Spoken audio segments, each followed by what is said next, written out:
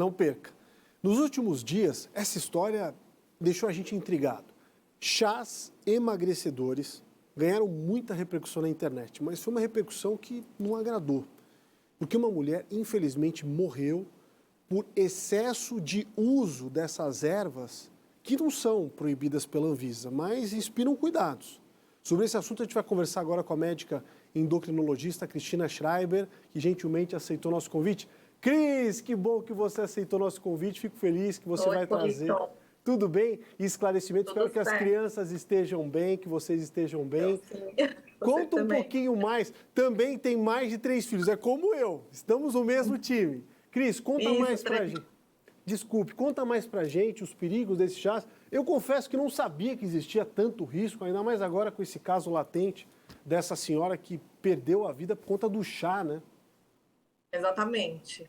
Os chás, eles são tradicionalmente utilizados, né, aqui no Brasil, por uma questão cultural e também eles têm, sim, ações terapêuticas. E essa foi a questão ali, porque aquele composto, ele continha mais de 50 ervas, ao que parece, né, diferentes. Alguns desses medicamentos que são vendidos como chás na internet, eles contêm também medicamentos. Isso tem sido provado, publicado, né, nas revistas de farmácia, dos boletins científicos de farmácia.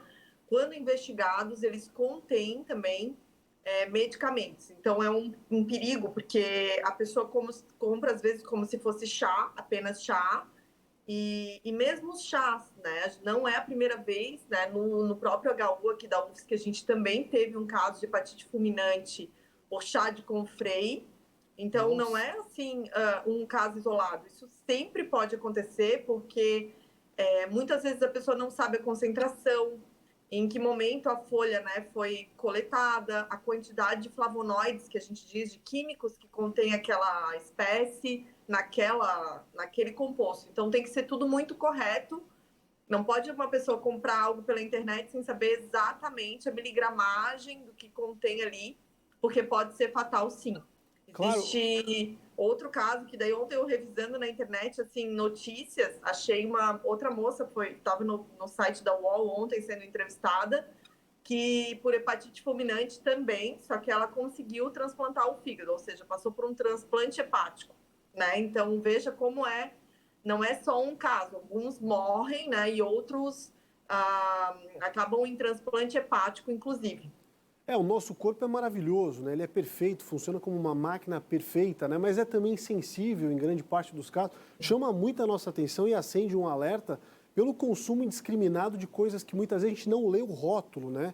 E acima de qualquer suspeita, entrar em contato com o médico acima de tudo, né? Falar com o médico, posso tomar, não posso?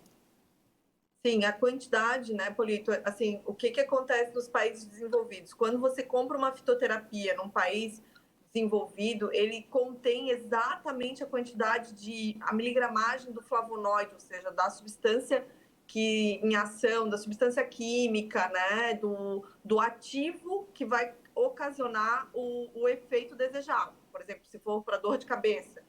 Então, aqui no Brasil, eles só colocam assim no rótulo, contém chás emagrecedores, é tudo muito genérico e não auditado. E isso é um perigo para a população, né? Então, nunca comprar em sites, mesmo que existam vídeos dizendo que é confiável, depoimentos, muito daquilo ali, tudo é falso, né?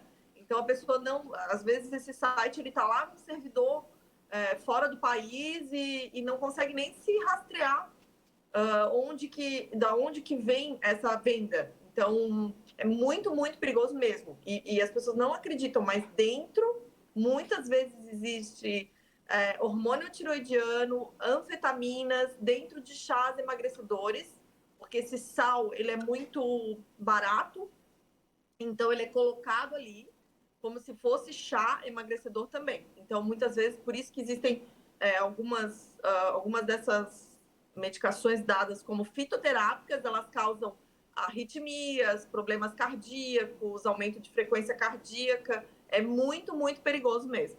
Nossa, pelo que você diz, é realmente muito sério.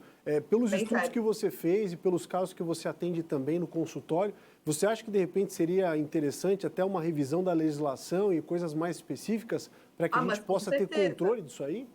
Principalmente uma área dedicada a esses crimes pela internet, né? Porque, assim, na internet isso se espalha, multiplica de uma forma muito rápida.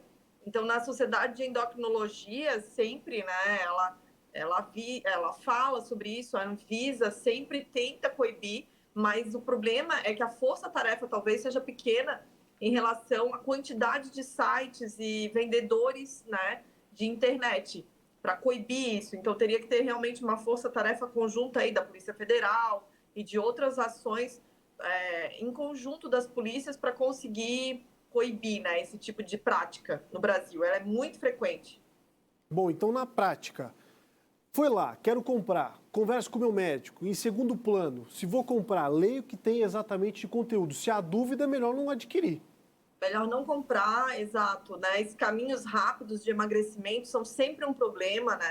A obesidade, ela é uma patologia crônica, é uma patologia que precisa ser tratada com respeito, longe da estética e sim em saúde, né? Falando em saúde mesmo.